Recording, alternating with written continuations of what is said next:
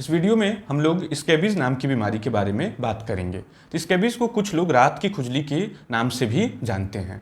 तो ये जो परेशानी होती है ये बहुत ही सामान्य परेशानी होती है और शायद ही कोई व्यक्ति हो जो अपने जीवन में इस परेशानी से होकर न गुजरा हो। और एक रिसेंट रिसर्च के अनुसार लगभग 30 करोड़ लोग हर साल इस परेशानी से पीड़ित होते हैं। तो मतलब आप इसी से अंदाज़ा लगा सकते हैं कि दुनिया में कितनी आबादी है। लगभग 8 अरब आबादी है, तो उसमें से 30 करोड़ लोग हर साल इस परेशानी से पीड़ित होते हैं। तो ये जो परेशानी होती है इसमें खुजली जो होती है वो प्राइमरी कंप्लेंट होता है और ये खुजली जो होती है रात में बहुत ज़्यादा बढ़ जाती है, विशेष करके जब व्यक्ति खाली होता है और अपने कपड़े उतारता है, रेस्ट करने जाता है, तो उस समय उसको बॉडी में जगह जगह बहुत तेज़ खुजली, इंटेंस खुजली होती है। तो ये जो परेशानी होती है ये एक कीड़े की वजह से होती है। मेडिकल टर्म में इस कीड़े को माइट कहा जाता है। तो ये जो माइट होता है ये स्किन पर रहता है, स्किन के जो ऊपरी लेयर है उसमें बरो बना के, होल बना के, नाली बना करके, उसके सुरंग बना करके उसके अंदर रहता है, जो स्ट्रेटम कॉर्नियम लेयर है उसी के जस्ट बीनीथ, और उसी के ऊपर क्रॉल करता रहता है, जिसकी वजह से व्यक्ति को बहुत ज़्यादा खुजली होती है। तो इस परेशानी में व्यक्ति के कुछ विशेष जगह होते हैं वो ज़्यादा प्रभावित होते हैं। जैसे कि पुरुषों में जो लिंग की चमड़ी है, जो अंडकोश की चमड़ी है, उसके आसपास का जो एरिया है वो ज़्यादा अफेक्ट होता है। इसी तरह से नाभि अफेक्ट हो सकता है, जो रिस्ट जॉइंट है वहाँ पर अफेक्ट हो सकता है, जो उंगलियों के बीच का एरिया है वो अफेक्ट हो सकता है। इसी तरह बॉडी के जो फ्लेक्सर्स होते हैं, मतलब फ्लेक्सर मतलब जो फोल्ड वाले एरिया जहाँ पर स्किन आपस में चिपक रही हैं, तो वहाँ की स्किन में भी दाने हो सकते हैं और खुजली हो सकता है। जैसे कि एंटीक्यूबाइटल फोसा, इसी तरह से एक्जिला, इसी तरह से जो थाई का फोल्ड्स है तो वो भी अफेक्ट हो सकता है। स्त्रियों में एक विशेष साइट होती है, स्तन का जो सबसे बाहर वाला हिस्सा है एरियोला, उस पर भी दाने स्कैबीज के देखने को मिल सकता है। तो इसमें जो प्राइमरी लीजन होता है वो अधिकांश केसेज में लाल लाल दाने होते हैं जो कि काफ़ी खुजली करते हैं। और ये जो दाने होते हैं इनमें कभी कभी पानी भरे हुए दाने भी देखने को मिल सकते हैं, मतलब कि वेसिकुलर अपीयरेंस, वेसिकल। हालांकि अधिकांश केसेस में वेसिकल नहीं होते हैं, ये दाने ही वेसिकल जैसे दिखते हैं, जिनको स्यूडो वेसिकल बोला जाता है। और बरो भी देखने को मिल सकता है, जो कीड़ा है, जो माइट है, जो घर बना लिया, सुरंग बना लिया है, तो वो भी देखने को मिल सकता है। और कभी कभी ऐसा भी होता है सुरंग के किनारे पे कीड़ा बैठा हुआ भी देखने को मिल जाता है। यदि हैंड लेंस से देखा जाए, लेंस से मैग्नीफाई करके, बड़ा करके, जूम करके, तो पता चलता है कि सुरंग तो दिखा ही, साथ में उस किनारे पे वो कीड़ा माइट जो है वो भी देखने को मिल जाता है। तो ये तो होती है साधारण मॉर्फोलॉजी, लेकिन असाधारण परिस्थितियों में ये जो दाने का रूप है वो बदल सकता है। जैसे कि एक वैरायटी होता है क्रस्टेड स्कैबीज या नॉर्वेगियन स्कैबीज। तो इसमें क्या होता है कि व्यक्ति का पूरे शरीर पर दाने होते हैं, पपड़ी वाले दाने होंगे, पस वाले दाने होंगे, दर्द वाले दाने होंगे, और अल्सर भी, इरोजन्स भी देखने को मिल, चमड़ी कहीं कहीं पे छिली हुई देखने को मिल सकती है। और कभी कभी तो ऐसा लगेगा कि जैसे स्किन एकदम मगरमच्छ टाइप की हो गई है, इतनी ज़्यादा पपड़ी हो गई है, पूरा स्किन ही भर गया है पपड़ी से। तो ये असामान्य परिस्थितियों में है। साधारणतः स्कैबीज में बड़े लोगों में चेहरा, सिर, हथेली और तलवे अफेक्ट नहीं होते हैं, लेकिन जो हमने बात की नॉर्वेगियन स्कैबीज की, तो वो जो है वो अफेक्ट हो सकता है, नॉर्वेगियन या क्रस्टेड स्कैबीज।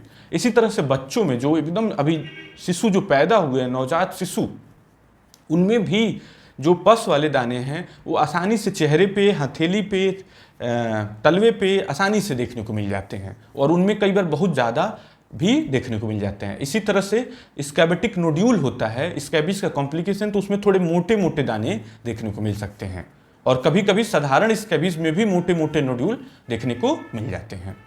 तो ये सब इसकी मॉर्फोलॉजी होती है और मॉर्फोलॉजी वैरी कर सकती है। तो जो नॉर्वेगियन स्कैबीज है वो साधारणतः इम्यूनो कम्प्रोमाइज, मतलब जहाँ पे इम्यूनिटी कमज़ोर हो उस सेटिंग में ही डेवलप होती है। ऐसे सिंपल जो लोग व्यक्ति हैं, जिन लोग की इम्यूनिटी अच्छी है, तो उनमें ये नहीं देखने को मिलेगा। जिनकी इम्यूनिटी डैमेज हो चुकी है, जैसे कि HIV का पेशेंट है जिसका CD4 काउंट बहुत ही कम है, अनकंट्रोल डायबिटीज़ है, या फिर किसी कारणवश इम्यूनिटी कमज़ोर हो गई, जैसे कि कैंसर का इलाज चल रहा है, या फिर इम्यूनोसप्रेसेंट ग्रुप की दवाइयाँ चल रही हैं, जैसे कॉर्टिकोस्टेरॉइड्स की दवाई चल रही है किसी दूसरे बीमारी के कारण, और दूसरे इम्यूनोसप्रेसेंट चल रहे हैं जैसे एजाथायोप्रिन, साइक्लोस्पोरिन। तो यदि इम्यूनिटी बहुत कमज़ोर है तो उस कंडीशन में नॉर्वेगियन स्कैबीज पैदा हो सकता है। कई बार ऐसा भी होता है कि साधारण स्कैबीज का मरीज है, सिंपल स्कैबीज, और गांव में जैसे मेडिकल स्टोर पे गया व्यक्ति, तो लोग गांव में जैसे गांव के लोग होते हैं तो वो अब सबसे पहले मेडिकल स्टोर वाले को कांटेक्ट करते हैं। तो वहाँ पर ये बड़ी साधारण प्रैक्टिस है कि वो खुजली बताया मरीज ने तो उसको बेटनीसॉल जो है टैबलेट वो दे दिया, और कुछ ही तरह की बेटनोवेट क्रीम और क्लॉप नाम की क्रीम, डर्मीफोर्ड, इस तरह की क्रीम दे दिया। तो कई बार मरीज लंबे समय तक उसको उपयोग करते रह जाते हैं और उससे उनकी इम्यूनिटी कमज़ोर हो जाती है और स्कैबिस की मॉर्फोलॉजी चेंज हो जाती है, कभी कभी क्रस्टेड स्कैबिस भी हो जाता है। जैसे एक रियल लाइफ एक्सपीरियंस शेयर करना चाहूँगा कि एक पेशेंट था जो 1 साल से बेटनीसॉल की गोली लिए जा रहा था। कुछ स्टेरॉयड वाली क्रीम्स 3-4 प्रकार की उसने ले रखी थी, वो सब रखा था, डर्मीफोर्ड, लोबेट जीएम, इसी तरह के दूसरे स्टेरॉयड क्रीम भी उसने रखे थे। तो वो ये बता रहा था कि जैसे खुजली जब होती है तो मैं चला जाता हूँ तो वो कुछ गोली दे देता है, 2-4 बजे इंजेक्शन भी लगा दिया है, थोड़े समय के लिए शांत रहती है और फिर वापस आ जाती है। उसका शरीर भी फूल गया था, स्टेरॉयड की वजह से जगह जगह चमड़ी फट गई थी, तमाम साइड इफेक्ट कॉम्प्लिकेशन स्टेरॉयड से पैदा हो गया था। और जब वो इलाज यहाँ पे लिया तो 1-2 हफ्ते में ही बिल्कुल ठीक हो गया, बहुत ज़्यादा खुश था। हालांकि गलत इलाज की वजह से उसकी बीमारी डिस्टर्ब हो गई थी, लेकिन कहीं से भी इसके इलाज में बहुत ज़्यादा स्किल या कोई बहुत ज़्यादा ट्रेनिंग की ज़रूरत नहीं थी, बस थोड़ी सी जानकारी, गलत जानकारी जो थी उसको नुकसान पहुँचा दी थी। उसके पैसे तो बहुत ज़्यादा खर्च हो गए थे, सालों साल वो उसके चक्कर में थोड़ा थोड़ा पैसे मिला के कई हज़ार पैसे उसने खर्च कर दिए थे एक छोटी सी बीमारी के लिए। नेक्स्ट पार्ट आता है इसके, इस परेशानी के कैसे, आखिर ये परेशानी फैलती कैसे, कैसे होती कैसे है। तो ये जो कीड़ा है वो आपके शरीर में नहीं होता है माइट, ये हमेशा एक व्यक्ति से दूसरे व्यक्ति में फैलता है। जैसे किसी व्यक्ति को हुआ है तो उससे आपको होगा, जैसे उसके आपके कपड़े इस्तेमाल किए, टॉवल इस्तेमाल किए, उसका चादर, पिलो कवर यूज़ किया, उसका शर्ट पैंट यूज़ किया, तो जैसे कीड़ा जो है वो शरीर से उठ के कपड़ों पे गया और उस कपड़ों को जब आपने इस्तेमाल कर लिया तो वो आपको हो गया। डायरेक्ट शरीर के संपर्क में आने से भी हो सकता है, जैसे डायरेक्ट शरीर के संपर्क में चमड़ी टू चमड़ी कांटेक्ट हुई तो उससे भी ये परेशानी हो सकती है। और कई बार ऐसा होता है कि जैसे विशेष करके ट्रैवल वाली सेटिंग में जब आप यात्रा कर रहे होते हैं तो आप होटल में रुके तो आपको पता नहीं है कि पहले जो था व्यक्ति उसको स्कैबिस था कि नहीं था, और होटल वाले ने उसी को पोंछ ओछ करके झाड़ करके आपका बेड लगा दिया और आप सोए, आपको भी वहाँ से स्कैबिस मिल गया। जो टॉवल था उसी को आपका घर में फिर से तह बना करके रख दिया और आपने यूज़ किया, आपको भी हो गया। तो ये जो प्रॉब्लम है ये हमेशा एक व्यक्ति से दूसरे व्यक्ति में फैलती है। ये जो कीड़ा है ये शरीर के बाहर 2 से 3 दिन तक जिंदा रह सकता है। मतलब कि जैसे मैंने टॉवल यूज़ किया, मुझे स्कैबिस है, तो मैंने टॉवल, मेरे शरीर से टॉवल पे गया, अब वो 2-3 दिन तक किसी ने इस्तेमाल किया उस टॉवल को तो उसे ये इन्फेक्शन हो सकता है आसानी से। तो इस तरह से ये प्रॉब्लम एक व्यक्ति से दूसरे व्यक्ति में फैलती है। नेक्स्ट पार्ट आता है इसके डायग्नोसिस का, कैसे पता चले कि मुझे स्कैबिस हो। तो स्कैबिस अधिकांश केसेस में शॉर्ट ऑनसेट की खुजली होती है, 15 दिन, 1 हफ्ता, 1 महीना, और बहुत तेज खुजली होगी। जो निशान के बारे में बात किया तो डॉक्टर उसी को देख करके पता लगा लेता है। कुछ केसेज में कुछ टेस्ट कराने पड़ते हैं, जैसे QH स्क्रैपिंग होती है, विशेष करके जो क्रस्टेड स्कैबिस है उसमें डॉक्टर करता है, हल्का सा जो मुर्दा चमड़ी है उसको स्क्रैपिंग ले करके माइक्रोस्कोप में देख लिया जाता है, तो उसमें स्कैबिस का जो माइट है वो दिख जाता है, उसके अंडे दिख जाते हैं, बच्चे दिख जाते हैं, जो सेल हैं वो दिख जाते हैं।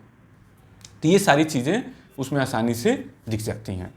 कुछ असामान्य परिस्थितियों में डॉक्टर जो होता है वो बायोप्सी भी कर लेता है, स्किन का छोटा सा पीस लेकर के उसे माइक्रोस्कोप में देख लेता है।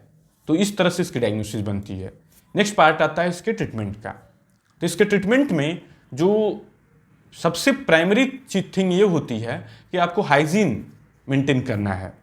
तो जैसे ऐसा नहीं है कि आपका हाइजीन बहुत अच्छा है तो आपको नहीं होगा, जैसे हो गया है उसके बाद आपको हाइजीन अच्छा मेंटेन करना है। मतलब कि जैसे आपको कपड़े जो हैं उसके जो दवाइयाँ दी जाएंगी तो उसके नेक्स्ट डे आपको अच्छे से धो देना है। तो इसमें जो दवाई दी जाती है वो परमेथ्रिन एंड आइवरमेक्टिन नाम की दवाई काफ़ी ज़्यादा पॉपुलर है।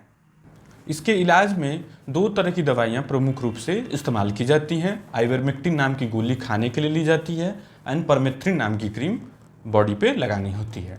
तो ये दोनों दवाइयाँ अधिकांश केसेस में डॉक्टर 7 दिन पे दोबारा रिपीट करते हैं। तो परमेथ्रिन क्रीम जो होती है उसको पूरे शरीर पे लगाना होता है, कान के नीचे, और बच्चों में चेहरे पे भी लगाना होता है। और कोई हिस्सा छूटना नहीं चाहिए। कई बार मरीज ऐसी गलती करते हैं कि जहाँ जहाँ खुजली हो रही है तो वहाँ पे क्रीम लगा लिया, तो ये गलत अप्रोच है, आपकी बीमारी वापस आ जाती है। दूसरी चीज़, परमेथ्रिन क्रीम एक साथ सभी फैमिली मेम्बर को लगाना होता है, क्योंकि ये परिवार में तो बड़ी आसानी से फैल जाता है। जैसे एक व्यक्ति को हुआ तो बहुत ईजिली स्प्रेड कर जाता है, तो इस वजह से सभी लोग लगा लें तो ट्रीटमेंट की बड़ी सियोरिटी हो जाती है कि एक साथ बीमारी परिवार को छोड़ दिया। तो परमेथ्रिन एंड आइवरमेक्टिन के अलावा जो दूसरी दवाइयाँ होती हैं उसमें इस्तेमाल करने वाली, जैसे कि क्रोटामिटॉन, बेंजोइल बेंजोएट, गैमेक्सिन, जिसे लिंडेन भी बोला जाता है, तो ये सब दवाइयाँ असामान्य परिस्थिति में यूज़ की जाती हैं, मतलब कि कभी कभी डॉक्टर इनका इस्तेमाल करता है। नेक्स्ट पार्ट आता है कि जो हाइजीन की हम लोग बात कर रहे थे, कि जैसे आपने क्रीम लगा लिया परमेथ्रिन रात में सोते समय, और रात में सबसे लास्ट में आपको परमेथ्रिन लगाना है। जैसे आपने सब जगह लगा लिया तो उसमें ध्यान देना है कि उंगली पे, जो नाखून है, सब में लग जाना चाहिए। कई बार ऐसा होता है कि माइट जो है, जैसे खुजली किया आपने तो आपके नाखून में फंसा है, फिर आपने अगले दिन खुजली किया तो चमड़ी पे वापस चला गया, तो इसीलिए सब जगह लग जाना चाहिए। और रात में लगा के सो जाना है, सुबह उठना है, सारे कपड़े गर्म पानी में धो देना है, जो जो शरीर के संपर्क में आए थे, जो जो कपड़े शरीर के संपर्क में आए थे। तो पानी का जो टेम्परेचर हो वो 60 डिग्री से ऊपर होना चाहिए, मतलब बॉइलिंग वाटर होना चाहिए। तो उससे क्या होगा कि जितने भी कीड़े हैं, माइट है, वो सब मर जाएंगे, जो भी एग्स हैं सब कुछ खत्म हो जाएगा। और जो कपड़ों को आप नहीं गर्म पानी में धो सकते हैं तो उनको आप पैक करके प्लास्टिक में पैक कर दें, 7 दिन 10 दिन के लिए छोड़ दें। तो जो माइट है वो शरीर के बाहर साधारणतः 2 से 3 दिन ही जिंदा रहता है, 7 दिन में बिल्कुल श्योर हो जाएगा कि वो पूरी तरह से खत्म हो गया, फिर उसको आप धुलवा के दोबारा उपयोग में ला सकते हैं। तो इससे जो होता है माइट मर गया। लेकिन माइट जो होता है उसके चलने फिरने से, रेंगने से शरीर में एक एलर्जी भी पैदा होती है, जो कि प्राइमरली खुजली के लिए रिस्पॉन्सिबल होती है। तो उसको शांत करने के लिए डॉक्टर खुजली की कुछ दवाइयाँ देगा, एंटीहिस्टामिन्स दवाइयाँ जिसे बोला जाता है, जैसे कि लिवोसेट्राजिन, फेक्सोफेनेडिन, डेस्लोरेटिडिन, इस तरह की दवाइयाँ। लगाने वाली स्टीरॉयड क्रीम्स दे सकता है, या फिर कभी कभी ओरल स्टीरॉयड भी दे सकता है। तो यूजुअली इसका ट्रीटमेंट जो होता है अधिकांश केसेस में 15 दिन या 30 दिन में पूरी तरह से रैप अप हो जाता है, मतलब पूरी तरह से परेशानी खत्म हो जाती है। कुछ असामान्य परिस्थितियों में प्रॉब्लम थोड़ी लंबी चल सकती है, जैसे अभी हमने बात किया क्रस्टेड स्कैबी, जो कि स्कैबीज का सबसे तीव्रतम रूप है। तो उसमें डॉक्टर खाने वाली दवाई, लगाने वाली दवाइयाँ मल्टीपल टाइम्स रिपीट कर सकता है, कई बार रिपीट कर सकता है। नोड्यूल का फॉर्मेशन हो गया है तो उसमें इंट्रालीजनल कॉर्टिकोस्टेरॉइड डायरेक्टली उस गांठ में, दाने में लगाया जा सकता है, विशेष करके जो स्क्रोटल स्कैबेटिक नोड्यूल है, जो अंडकोश पर जो गांठ बन रही है उसमें। तो इस तरह से डॉक्टर जो है प्रॉपरली इसको टैकल कर लेता है। बड़ी सिंपल सी प्रॉब्लम है, लेकिन कुछ केसेस में कॉम्प्लिकेट हो जाती है, मरीज भी परेशान होता है और डॉक्टर भी लंबा समय ले लेता है ठीक होने में। Thank you.